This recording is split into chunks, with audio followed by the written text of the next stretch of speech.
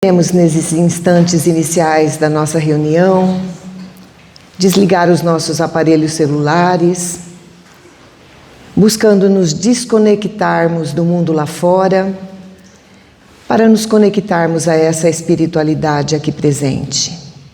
Fechemos os nossos olhos, elevemos o nosso pensamento a Deus, a Jesus, nosso irmão maior, rogando amparo para nossas vidas, a proteção para a nossa caminhada, rogando a presença desses protetores queridos ao nosso lado, ampliando a nossa compreensão de todos os temas que dizem respeito ao Evangelho de amor que o Cristo nos trouxe. Agradecemos, Senhor, pela bênção de mais uma vez estarmos aqui reunidos em Teu nome, nessa casa de amor, buscando aprender um pouco mais. Que esses amigos espirituais se coloquem ao nosso lado, fortalecendo a nossa fé, ampliando a nossa compreensão e nos ajudando sempre. Sê conosco, Senhor, hoje e sempre. Que assim seja.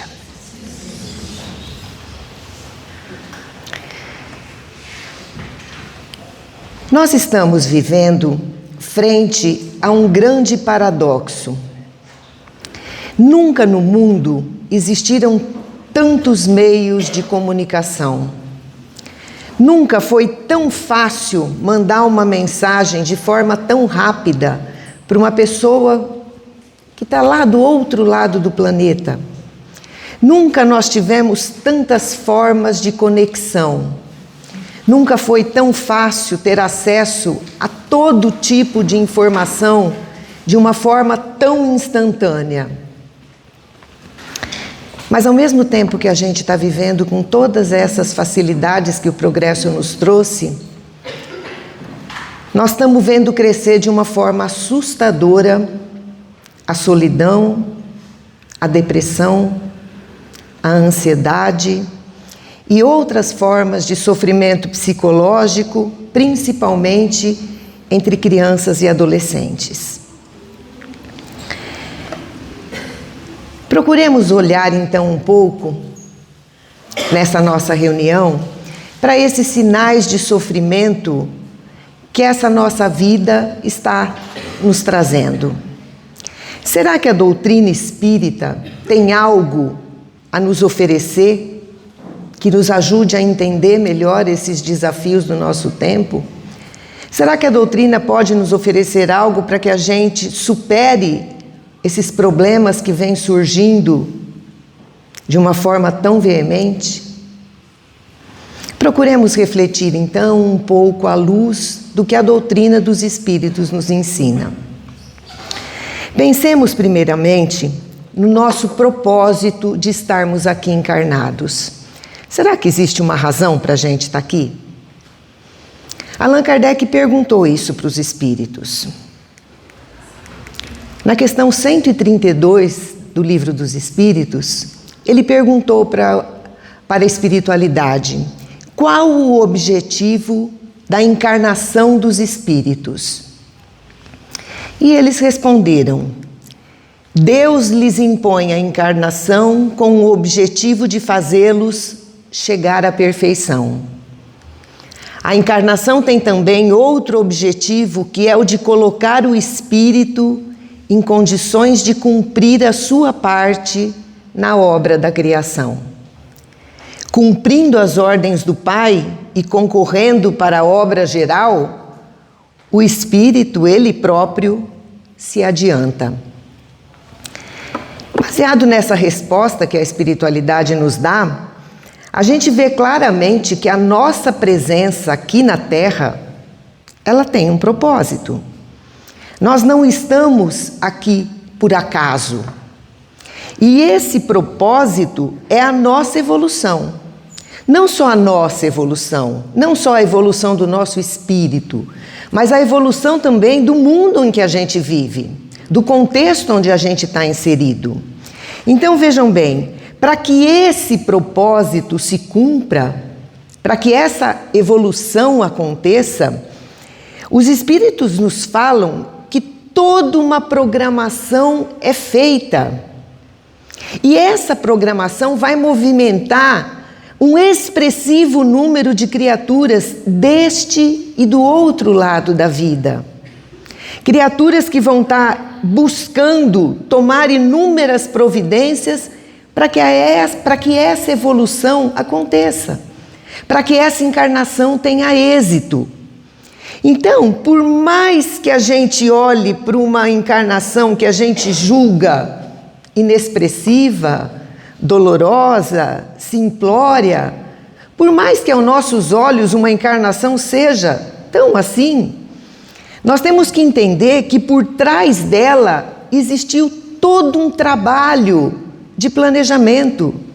Diretrizes foram traçadas, um planejamento foi feito, objetivos foram buscados, providências foram tomadas, tudo para que esse espírito tenha êxito no seu processo encarnatório.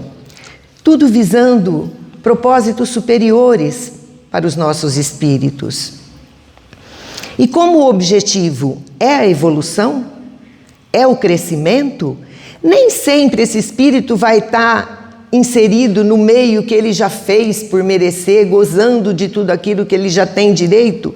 Não, mas com certeza ele vai estar inserido num meio que lhe ofereça condições para que ele cresça mais. Um meio que vai propiciar a ele as experiências necessárias para que ele aprenda o que ainda não sabe, para que ele desenvolva o que ele traz latente dentro de si. Então vejam bem, imaginemos quanto de trabalho envolve toda essa programação, quanto de tempo isso demanda, porque não é, quando é programada a minha encarnação, não é só o meu progresso que está em jogo, é o progresso de todo o grupo que está ao meu lado, para que a gente cresça junto.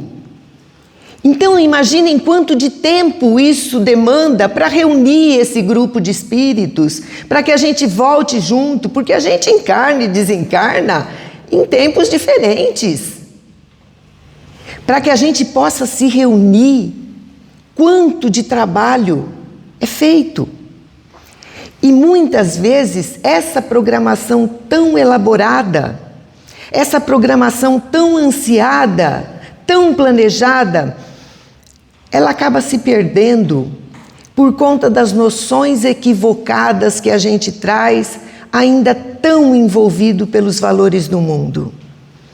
A gente traz noções tão equivocadas do que seja o nosso propósito aqui na Terra, que às vezes, por conta dessas noções equivocadas, a gente põe toda essa programação a perder. Vejamos um exemplo para a gente entender um pouquinho melhor.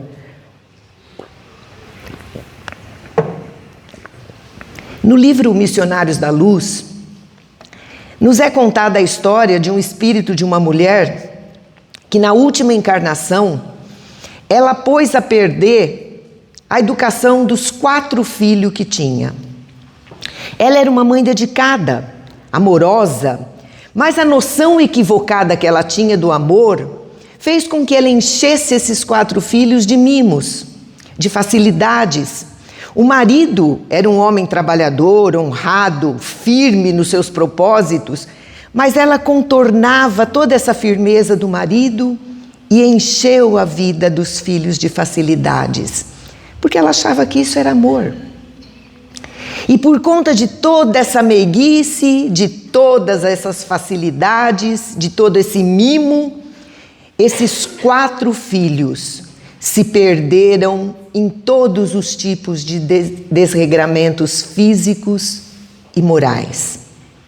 Os 4 desencarnaram precocemente e foram, de uma forma muito difícil, habitar planos inferiores na espiritualidade. Ali eles estavam há décadas sofrendo. Quando essa mãe retornou ao plano espiritual, ela se deu conta do que havia feito. Ou melhor, se deu conta do que havia deixado de fazer pela educação dos filhos. Então ela passou a trabalhar incansavelmente para merecer uma nova chance ao lado deles, para que ela pudesse encaminhá-los novamente. E ela estava há 30 anos trabalhando na espiritualidade para conseguir isso.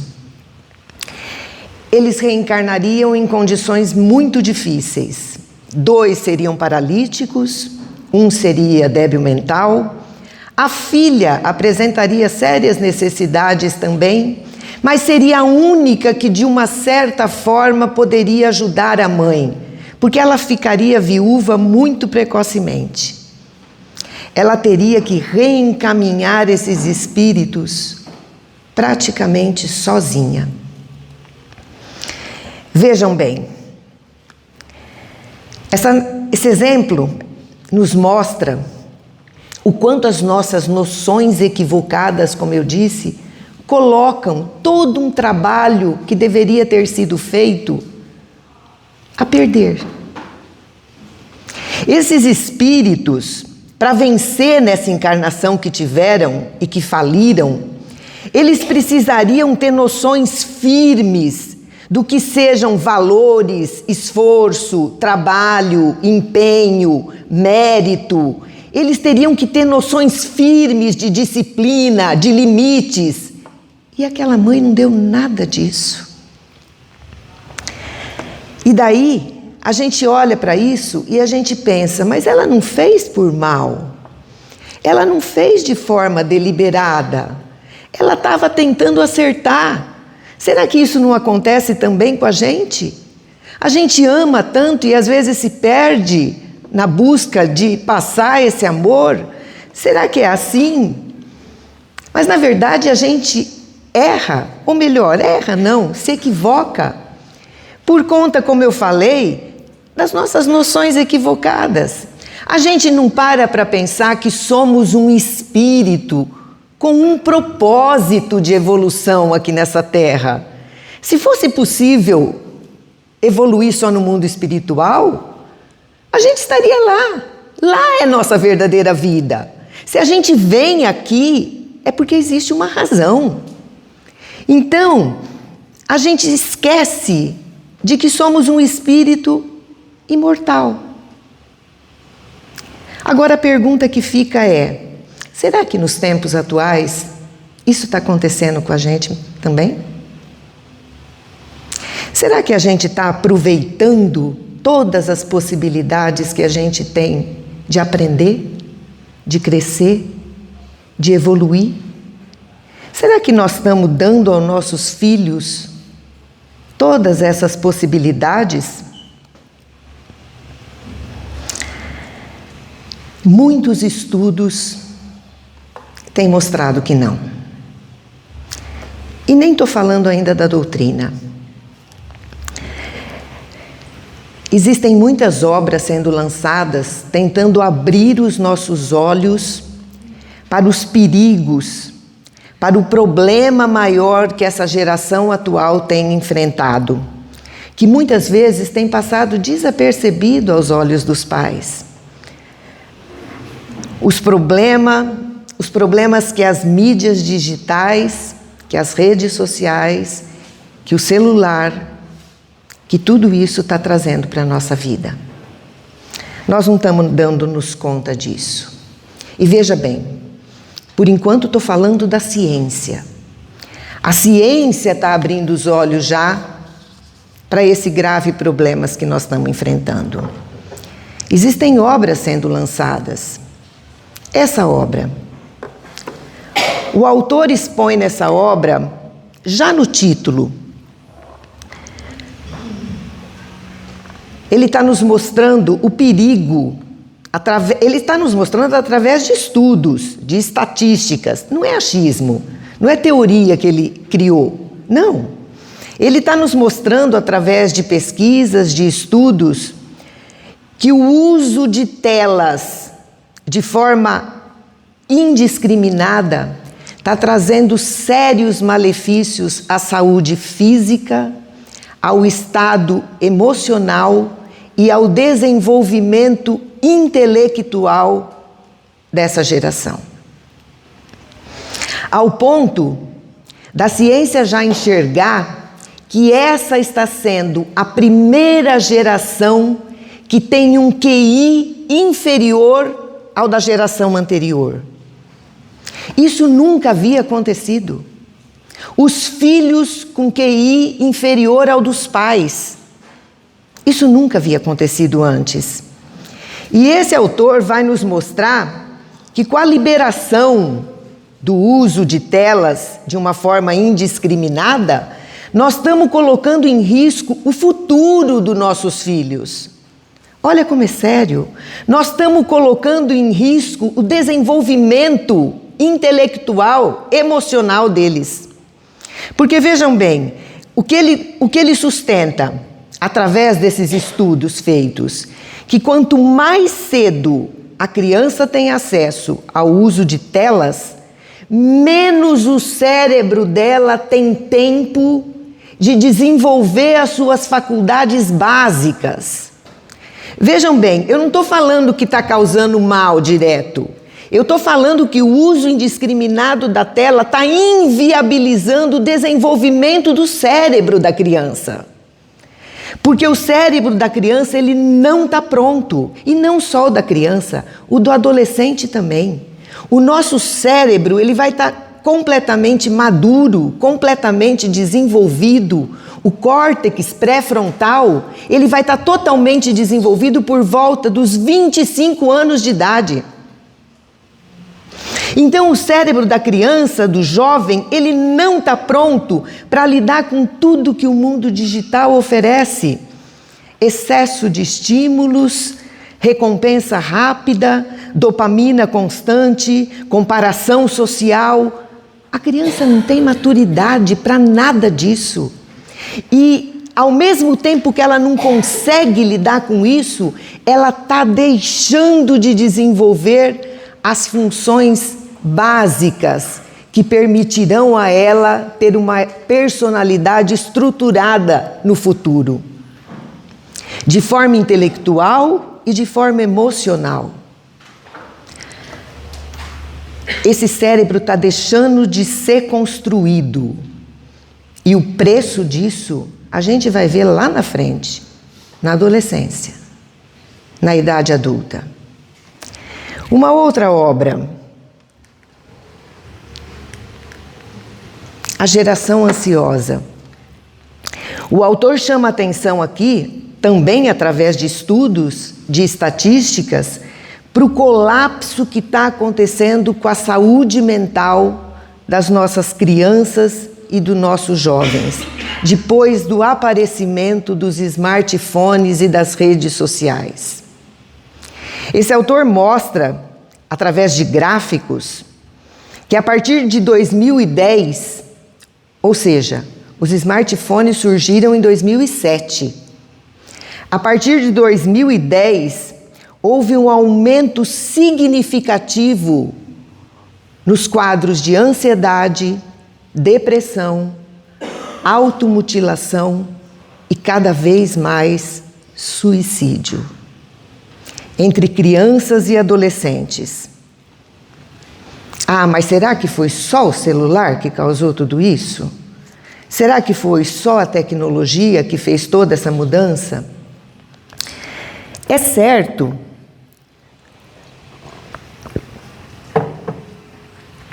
que muitos fatores concorrem para a nossa mudança de vida.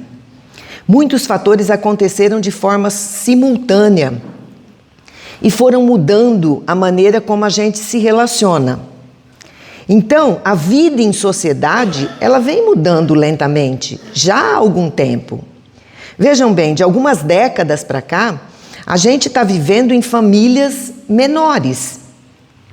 Os casais, hoje em dia, quase nem querem mais ter filhos. E quando muito, 1 ou 2.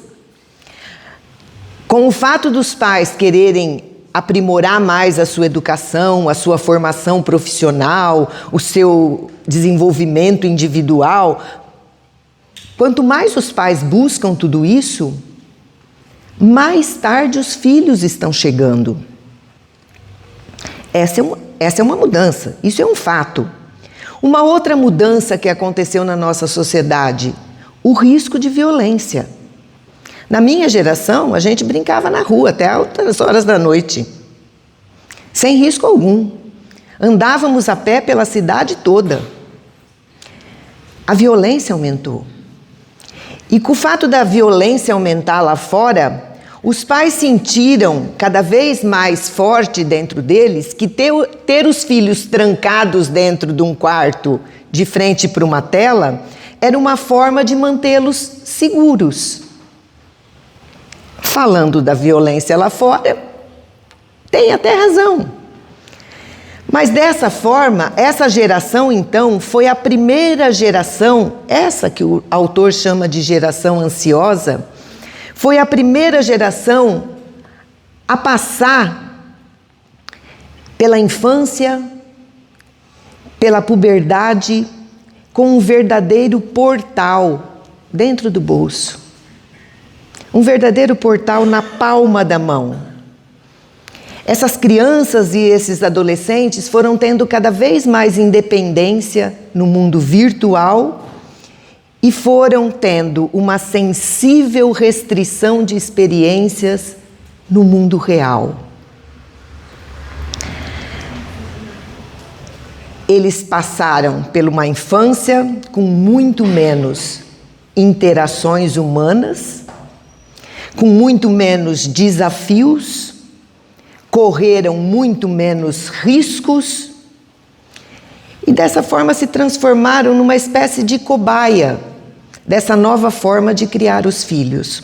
O autor chama essa mudança na infância, essa mudança na forma de crescer, ele chama de a grande reconfiguração.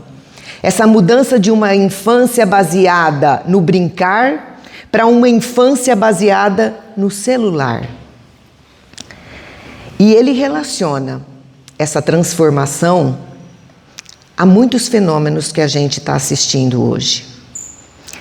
O fato de estarem tão conectados assim está apresentando problemas como privação de sono, redução das experiências presenciais, fragmentação da atenção, dependência, comparação social, solidão. Tudo isso nossos jovens, nossas crianças estão enfrentando. Os pais, à medida que foram achando que colocar os filhos diante de uma tela dentro do quarto, dessa forma eles estariam mais seguros, eles foram, dessa forma, criando um novo paradoxo para a vida de todos nós. Eles superprotegeram os filhos no mundo real, tiraram da rua, tiraram dos riscos, tiraram de todos os problemas que o jovem, a criança podia enfrentar lá fora, e eles ficaram desprotegidos praticamente no mundo virtual. Um novo paradoxo. E os pais, quando fizeram isso, de uma certa forma, que a gente tem que fazer uma meia-culpa, os pais foram gostando dessa situação. Porque, na verdade, foi ficando muito cômodo. Com essa mudança, as crianças ficaram mais quietas. As crianças dão menos trabalho. Basta a gente observar. Pega uma criança chorando, fazendo birra, se jogando no chão, gritando. Dá um celular na mão dela. É instantâneo. Ela fica quieta na hora. Então, esses pais, eles foram se acomodando a essa situação. E temos que admitir também, eles também foram se viciando nessas tecnologias. Nós sabemos disso. O quanto de nós está viciado. E assim, por esse comodismo, por uma comodidade disfarçada de afeto, os pais foram entregando os filhos a esse experimento, porque é isso que está sendo, um verdadeiro experimento, E não estão se dando conta do quanto essa situação é perigosa, porque ela está sendo explorada por inúmeras pessoas de muitas formas, pessoas que lucram com isso. O número de crimes digitais que a gente vê é estrondoso e cada vez cresce mais, cada vez se torna mais sério. Então, essa questão, eu penso que ela está se transformando no maior desafio dos nossos tempos. E a gente nem precisa de dados científicos. Se a gente não quiser ler o livro, se a gente não quiser estudar esses gráficos, se a gente não quiser observar esses estudos, basta que a gente olhe em volta. Pensemos num almoço de domingo na nossa família. Hoje quase que a gente nem se reúne mais. Mas na hora que a família está reunida ao redor de uma mesa, quantos estão no celular? Entremos num restaurante, numa pizzaria e observemos. Eu duvido que exista uma mesa que não tenha pelo menos uma pessoa olhando para o celular. Todos nós estamos, e assim a gente vai se dando conta do quanto nós estamos nos desconectando uns dos outros. A gente não conversa mais no presencial, a gente não olha mais do lado, a gente mal se observa. Então, mediante todo esse cenário, que os estudos que a gente pode observar, fica fácil a gente concluir que não é coincidência o fato da gente vermos o quanto essa geração se encontra perdida em tantos aspectos. E quando nos voltamos para os ensinamentos que os espíritos nos trazem, quando nos voltamos para o ensinamento que a doutrina traz para a nossa vida, a gente percebe claramente que vários pontos levantados por esses estudos são ainda mais graves se analisados à luz do espírito imortal que somos. Muitos problemas causados pelos vícios em telas, eles contrariam alguns pontos básicos que seriam considerados essenciais para o nosso crescimento espiritual aqui na Terra. Vejamos algum desses pontos. Já é sabido que o vício em tela faz mal para os nossos corpos. A privação de sono, o sedentarismo, isto causa males biológicos em nós. Pois bem, poderiam dizer, mas a doutrina nos ensina que nós não somos só um corpo. Sim, não somos só um corpo. Fundamentalmente somos um espírito. Mas o corpo é um instrumento que o espírito se vale para viver as experiências necessárias para o seu crescimento. É o corpo, a encarnação é justamente isso. É um corpo que está nos sendo dado para que a gente possa viver as experiências que esse mundo tem a nos oferecer. Pois bem, quando a gente priva o nosso corpo de algo que é fundamental para o seu desenvolvimento, para o seu bem-estar, a gente está comprometendo as nossas experiências aqui como espírito. Então vejam bem, a importância do sono na nossa vida. A gente sabe, todos nós já ouvimos falar, quando não respeitamos essa necessidade básica dos nossos ciclos biológicos, nós estamos trazendo uma série de complicações para a nossa saúde. A nossa saúde física, a nossa saúde mental. Já se sabe que a privação do sono, ela causa danos físicos, danos mentais. Vejam bem, a curto prazo, ela vai acarretar a falta de foco, a dificuldade na concentração, o cansaço, a mudança de humor, a queda na imunidade, tudo isso, quando a gente tem um sono que não tem qualidade. A longo prazo, esse sono inadequado vai causar ganho de peso e vai causar um risco de doenças mentais e degenerativas. Um outro ponto fundamental para o nosso corpo, o movimento.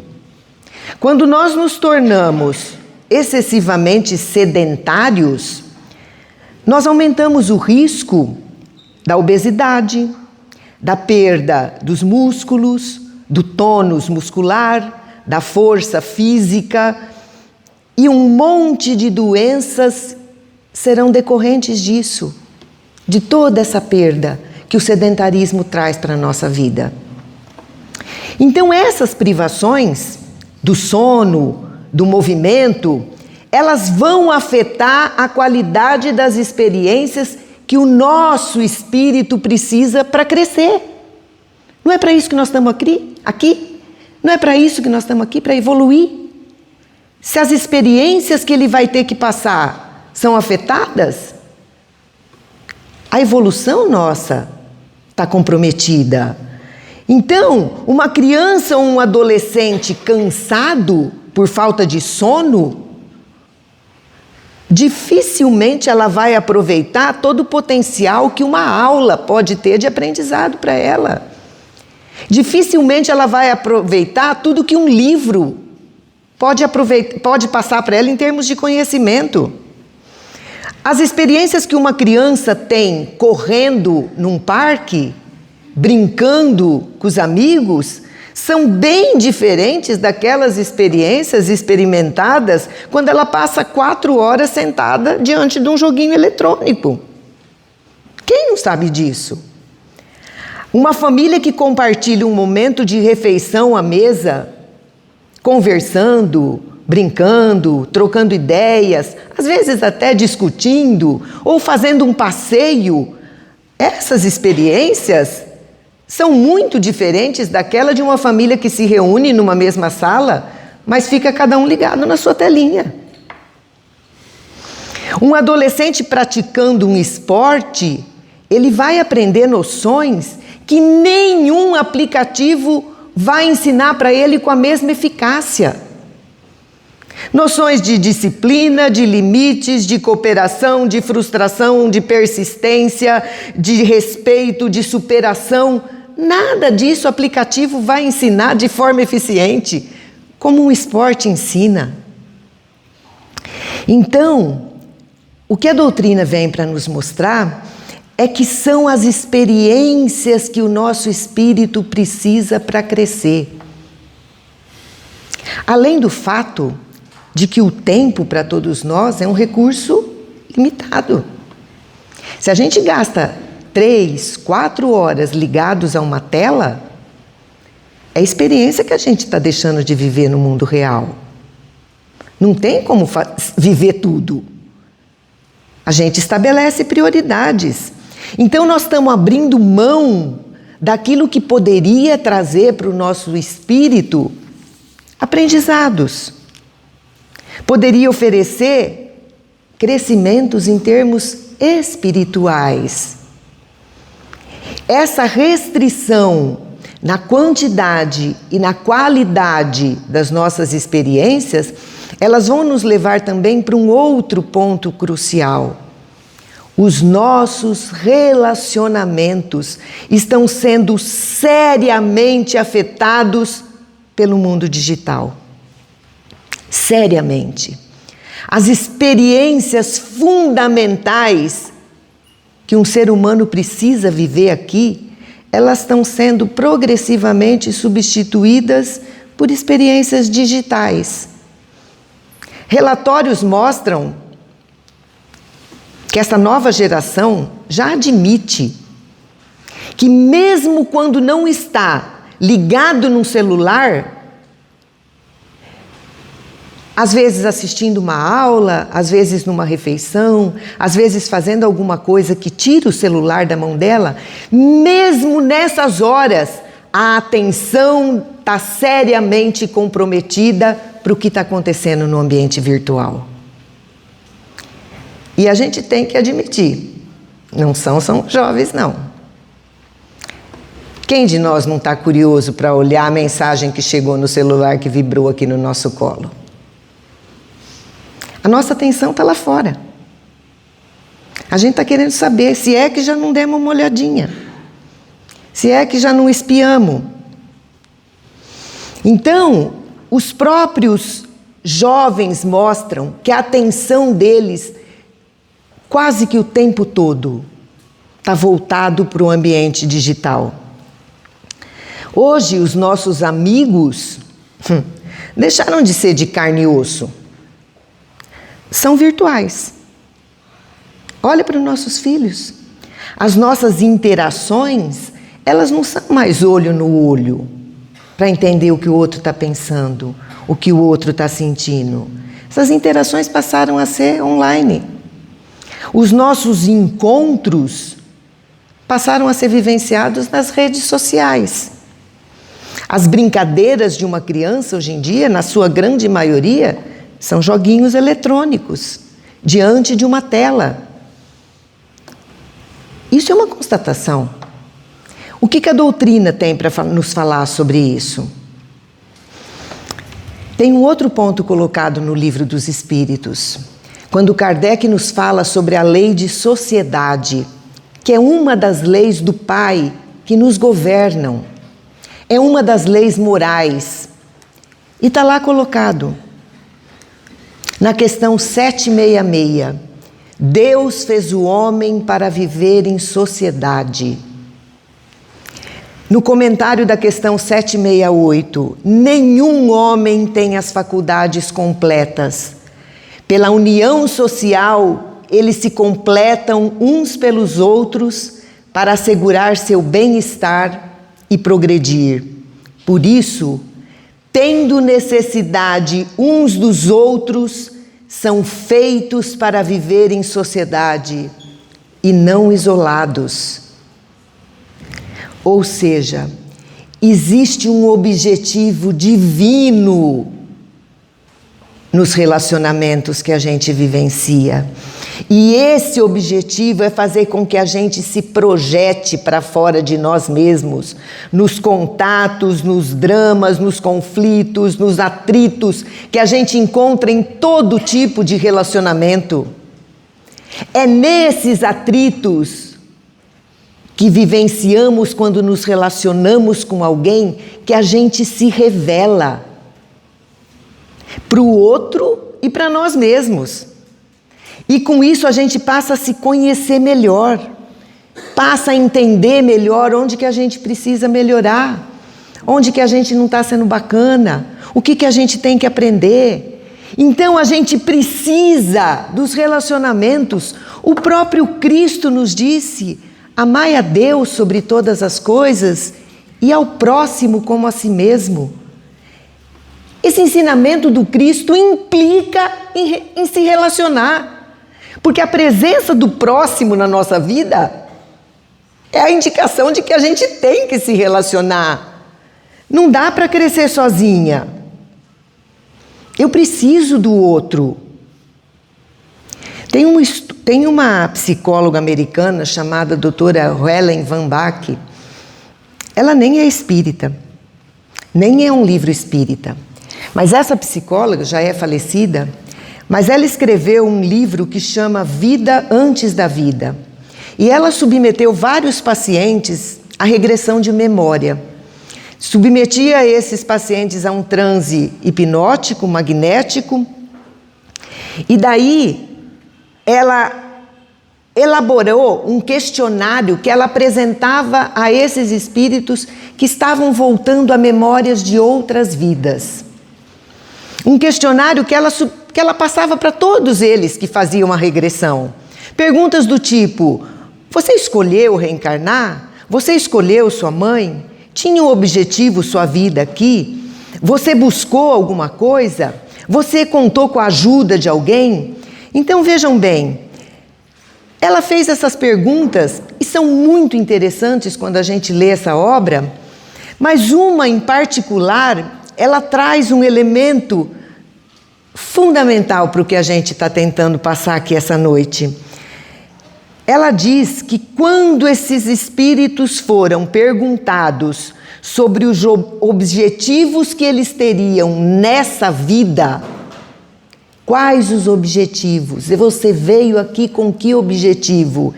Praticamente nenhum deles respondeu que tinha algum projeto especial de desenvolver uma faculdade, de realizar um projeto. Mas prioritariamente todos disseram que eles estavam aqui prioritariamente buscando aprender a se relacionar. Praticamente todos. Aprender a se relacionar com os outros e a amar sem ser exigente e possessivo. Essa era a resposta. Ou seja, nós nascemos para construir vínculos de afeição. É para isso que nós estamos aqui. É através desses vínculos que a gente vai poder dizer se melhorou ou não. Nós estamos construindo. E veja bem, é por isso que a gente fala aqui, que a gente está no lugar exato, convivendo com as pessoas que a gente tem problemas a superar, tem aprendizados a realizar, tem algo a oferecer. Não é por acaso que a gente nasce nesse grupo, ligado a essas pessoas, vivenciando esses relacionamentos. Tudo isso são necessidades nossas. É o meu espírito que precisa do outro para aprender o que ainda não sabe, para desenvolver potencialidade que eu tenho dentro de mim. Mas daí eu tenho certeza que deve ter algum jovem ouvindo isso e pensando assim: mas nas redes sociais a gente também se relaciona. Verdade. Mas será que esses relacionamentos virtuais, eles ensinam aquilo que o nosso espírito precisa aprender? Que virtudes nós aprendemos, nós construímos dentro de nós, se nós não estamos vivendo situações reais de convivência? Uma criança pode conversar com 500 pessoas na internet e ainda assim não aprender a dialogar com o irmãozinho. A gente pode ter milhões de seguidores. Aquela música do Roberto Carlos, né? Nunca foi tão real. Eu quero ter 1 milhão de amigos. A gente pode ter 1 milhão de seguidores e ainda assim não aprender a cuidar de um amigo. A gente pode receber centenas de curtidas nas nossas postagens, mas não aprender a lidar com uma crítica. A gente pode bloquear quem discorda da gente e assim não aprender a lidar com a diferença, com o contraditório. A gente pode usar 1000 filtros para aparentar só aquilo que deseja e nunca aprender a conviver com as próprias imperfeições, com as próprias limitações. A gente pode passar horas entretido, rolando um feed infinito e nunca aprender a lidar com o tédio, para que a nossa imaginação e a nossa criatividade possam desabrochar. Vale a pena esses relacionamentos virtuais? E aí fica a pergunta: como que a gente vai construir relacionamentos verdadeiros se tudo que é mostrado nas redes sociais passa por 1000 filtros e é editado? A gente está vendo situação real? Que vínculos reais a gente está construindo se cada um só mostra ali aquilo que quer ser e não aquilo que é na verdade? A gente não tem acesso ao que cada um hoje é de verdade. Ou seja, no ambiente virtual, nossos jovens não estão vivendo os atritos e os desafios que todo relacionamento apresenta. E sem viver isso, como que eles se transformarão em pessoas mais resilientes? Pessoas mais capazes de lidar com a frustração? Pessoas mais fortes? Pessoas capazes de enfrentar desafios, de correr riscos? O mercado de trabalho hoje procura um profissional e quando quer saber o qual vai contratar, ele busca aquele que é forte, que corre riscos, que enfrenta desafios, que é criativo, que sabe trabalhar em equipe. Quais qualidades dessa nós estamos ajudando a construir em nossos jovens? Porque eles serão os profissionais buscados amanhã. E sem esses desafios, sem a gente estar cumprindo essa programação que a gente fez antes de vir para cá, não é de se estranhar. O fato da gente estar vendo tantos adolescentes sem um propósito na vida, sem um ideal de conquista, vivenciando dentro de si um vazio existencial que eles não sabem nem nominar. Não é de se estranhar que a gente esteja presenciando um número cada vez maior de depressão, de ansiedade, de automutilação. Não é de se estranhar que a gente esteja presenciando cada vez mais cedo entre crianças e jovens a busca de uma fuga dessa vida, através do álcool, das drogas, dos vícios, das compulsões, dos excessos e cada vez mais, infelizmente, do suicídio. Duvido que tenha alguém aqui que não conheça um caso bem de perto que está vivenciando isso. Quando não sob o nosso mesmo teto. E diante desse cenário, a gente passa a olhar, eu sei que eu estou assustando, eu sei que eu estou pegando pesado, mas na verdade é o que essas obras fazem com a gente. Porque inclusive o autor nos fala, ao final da obra, que a gente precisa falar disso. Porque, como eu disse, é o maior desafio dos nossos tempos. Não dá para a gente fingir que não existe. E quando a gente olha para tudo isso, a gente percebe o quanto o quanto a nossa geração, eu digo a minha, está fracassando em passar valores, em passar aquilo que realmente importa para os nossos jovens, para os nossos filhos, para os nossos alunos, para os nossos netos. O quanto nós estamos deixando de falar com essas crianças, com esses jovens, de valores éticos, morais, de valores que realmente constroem alguma coisa nessa vida. A gente não está passando noções de limite, de disciplina, de esforço, de mérito. A gente precisa olhar, não para se culpar, mas a gente precisa entender que não é por acaso que a gente nasceu nesse espaço-tempo. A gente não escolheu só a família, só o local que a gente nasceu. A gente escolheu esse tempo, com esses desafios. Deus confiou a nós essa busca de uma construção de um mundo melhor. E nós estamos fazendo o quê? Porque muitas vezes os pais não sabem disso.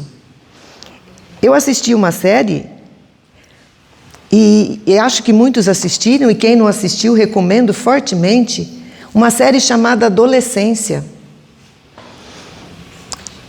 E a coisa que mais me impactou nessa série, apesar do fato ser uma coisa muito pesada, muito difícil, o que mais me impactou nessa série é que ali nem pai, nem mãe, nem professor, nem coordenador, nem diretor de escola, nem policial, nem psicólogo, nenhum adulto sabia o que estava se passando naquele grupo de adolescentes. A gente está totalmente alheio a isso. Por isso é necessário falar. E muitas vezes a gente não sabe, porque é cômodo não saber. A gente nem busca saber, porque é mais cômodo. Isso nos isenta da responsabilidade. E quando a gente começa a perceber esses problemas chegando nos nossos lares, o que a gente faz? A gente busca conhecer mais? A gente busca entender por que está acontecendo? Não, a gente terceiriza a solução. Leva em médico, contrata professor, contrata educador, psicólogo, psiquiatra, dá remédio, porque a gente não está dando conta de lidar com o que esses jovens estão sofrendo em suas almas. O que está deixando de ser construído? Então a doutrina, ela veio ao nosso encontro para abrir os nossos olhos para situações que a gente não parava para pensar. A gente busca ajuda. Foi isso que a gente fez com todas as religiões. A gente quer que santos, que padres, que bispos, que benfeitores resolvam nossos problemas. Mas a doutrina veio nos ensinar que a responsabilidade é nossa. Então procuremos meditar na nossa proposta aqui encarnado. O que a vida está esperando de nós? O que nós temos? Não adianta simplesmente sair daqui hoje e falar então, eu vou proibir celular. Celular faz mal, não quero mais, vou proibir. Não, ele já faz parte do nosso mundo. É uma tecnologia que veio para ficar. O problema não é o celular, é o uso que nós estamos fazendo e que nós estamos deixando nossos filhos fazerem dela. Esse é o problema. O problema é a gente deixar que esses aparelhinhos substituam a experiência humana que precisa existir. Nós estamos entregando o controle da nossa vida na mão desses aparelhos. Mesmo que a gente conseguisse proibir os filhos, então não vou mais deixar ter acesso. O que os nossos jovens fariam com esse tempo que eles gastam nas redes sociais? Porque se a gente colocar um aplicativo no celular que mede o tanto de tempo que a gente passa olhando para a telinha, a gente se assustaria. Se a gente proibir, se a gente conseguisse proibir, o que os jovens fariam com esse tempo? Será que a gente está oferecendo a eles espaços de convivência saudável para que vínculos de afeição sejam criados? Será que nós estamos oferecendo um ambiente para que eles se sintam bem? Para que eles se sintam estimulados, capacitados, respeitados para construírem algo nessa vida? Será que a gente está sendo capaz de oferecer tudo isso? Essa é a pergunta. Porque muitas vezes o que a gente percebe é que esses jovens tão conectados virtualmente estão carecendo de conexões mais profundas a nível espiritual. Eles estão muito carentes disso. Para que a gente não pegue então tão pesado e não saia daqui se sentindo tão mal, porque eu realmente quando li essas obras me senti um pouco assim, assustada. Pensemos numa reflexão que é trazida ao final desse livro.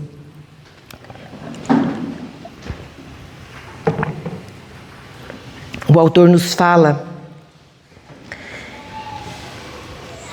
que uma professora universitária americana contou uma história muito interessante em seu livro chamado O Jardineiro e o Carpinteiro.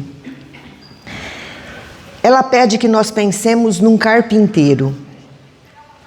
O carpinteiro, ele recebe uma madeira, ele traça um plano, ele tem uma planta, ele faz um projeto e ele tem uma ideia clara do que ele quer fazer com aquela madeira que lhe chegou à mão. Ele mede, corta, lixa, monta e trabalha com aquela ideia muito clara do projeto em mente. Vou transformar esse material numa cadeira, numa mesa, num armário, não sei. Ou seja, para ser bom, esse carpinteiro ele precisa de precisão, de controle, para chegar no projeto que ele idealizou. Agora pensemos num jardineiro. Com o jardineiro acontece algo diferente. No seu trabalho ele não precisa ser perfeccionista. Ele planta a semente, ele água, cuida da terra, água a planta, retira as ervas daninhas, cria todas as condições para que aquela planta se desenvolva. E quando ele faz tudo isso, ele recua um passo e ele espera para ver as plantas fazerem a sua parte. Às vezes de uma maneira totalmente imprevisível e maravilhosa. Essa autora, ela compara então essas duas profissões, do carpinteiro e do jardineiro, ao exercício da maternidade e da paternidade. Ela nos fala que é melhor que a gente pense na criação de filhos como o jardineiro pensa. Porque o nosso trabalho como pais não é produzir um tipo específico de criança. A gente não tem um projeto. O nosso objetivo não deve ser um produto final. O nosso papel como pais é fornecer a essa criança um ambiente protegido, estável, amoroso, seguro, para que ela se desenvolva e seja o que ela é, não aquilo que a gente quer que ela seja. O trabalho dos pais não é moldar a mente dos filhos, é dar condições para que essas mentes se desenvolvam. E essa autora nos mostra que, infelizmente, hoje, os pais estão agindo mais como carpinteiros. Sem perceber, o que eles estão querendo, na verdade, é tratar os filhos como projetos. E para quase tudo que eles precisam fazer para que esse projeto dê certo, eles buscam uma ajuda profissional. Para que, na verdade, ele possa ajudar a fabricar um produto de uma qualidade superior. Esses pais estão buscando um projeto final. E a doutrina espírita vem para nos ensinar a entender que o filho que nos foi confiado por Deus não é um projeto nosso. É um espírito em evolução, que só precisa do ambiente saudável e seguro para que se desenvolva.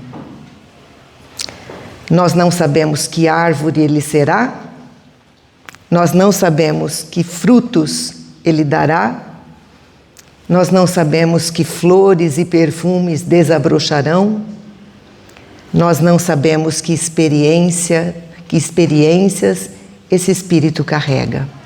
Não sabemos nada disso. A única coisa que a gente sabe é que é uma vida que nos foi confiada por Deus.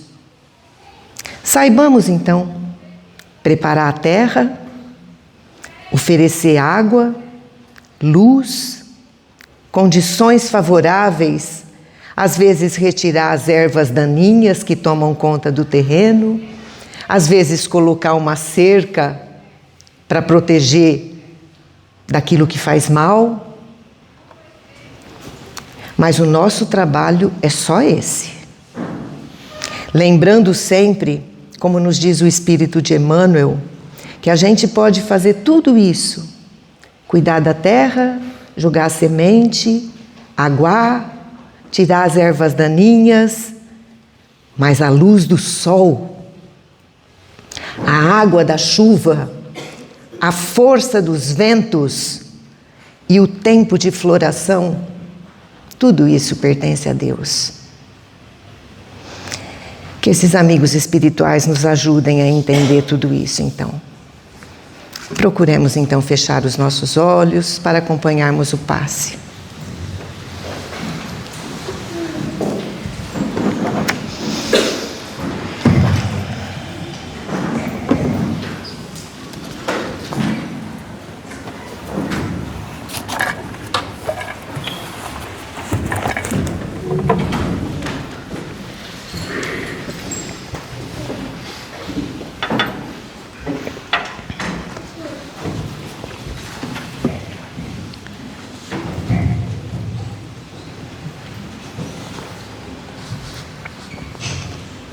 Permissão da espiritualidade amiga, vamos início às atividades do passo coletivo. Conforme nossos passistas se preparam para a doação jurídica, escrevemos uma posição confortável, levando o pensamento à cruz, visualizando para a mais alta esferas para receber as bênçãos e energias celulares. Nossa gratidão e nosso evangelho, as reflexões que são compartilhadas em nosso terreno de aprendizado, aos amigos e aos benfeitores espirituais pela sustentação dos nossos filhos constantes nesse centro de movimento. Rendemos graças ao Criador por este único instante de paz e renovação, que a Virgem Santíssima nos envolva em seu manto de proteção, trazendo serenidade para as nossas decisões e sabedoria em nossa jornada diária. Desejamos que essas energias de cura e bondade alcancem nossos lares, entes queridos, hospitais, casas de recuperação e todos aqueles que enfrentam momentos de prova, desafios, levando alento e amparo espiritual. Que a melodia da canção uma aos nossos pensamentos, uma só relação de fraternidade, fortalecendo a mente de fé e oração para as nossas necessidades.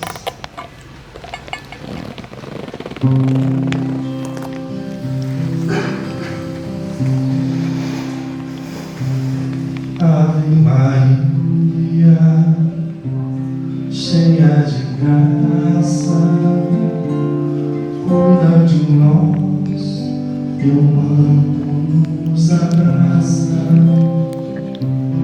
Ave Maria, rogai por nós, ficar bem perto, não nos deixe sós. Fechamos os olhos para escutar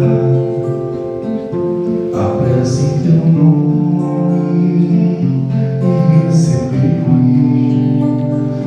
tua palavra de amor, teu colo sagrado divino, nos ilumina o caminho, nos orienta o destino.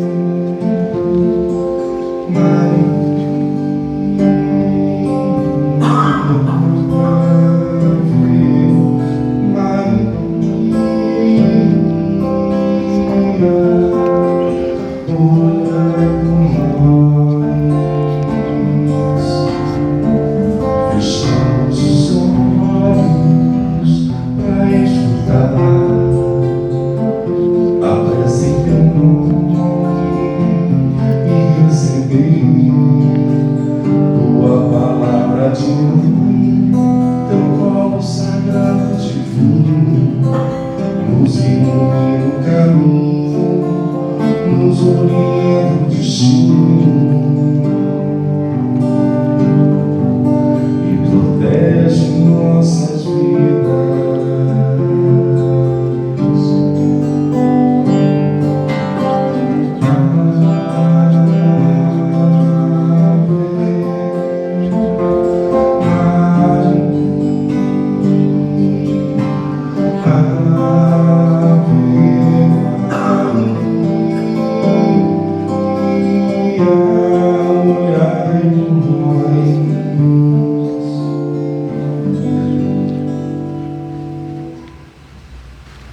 Na velocidade acelerada dos dias atuais, vivemos hiperconectados com o mundo virtual e exterior da nova era digital. As telas, as notícias, as redes sociais e os compromissos exigem constantemente nossa atenção, criando um excesso de estímulos que muitas vezes nos distancia de nós mesmos e do Criador. O grande desafio do espírito da vida moderna é justamente encontrar o equilíbrio, usar a tecnologia e viver o mundo sem nos deixarmos absorver pelos barulhos e pela ansiedade que ele gera. Jesus já nos adverte sobre a importância de orar e vigiar e de saber entrar no quarto íntimo para reatar a nossa conexão com o alto. Que possamos, no decorrer da semana, refletir o que aprendemos, cultivar momentos diários de silêncio e prece, e lembrar que a conexão mais importante que devemos manter é aquela que alimenta a nossa alma, pacifica o nosso coração e nos aproxima do amor de Deus. Desejamos um regresso abençoado, que a harmonia e os sentimentos cultivados nesta casa de amor nos alimente para que sejamos instrumentos da amizade de Jesus. Paz, saúde e luz a todos. Que assim seja. Seguimos para os últimos recados.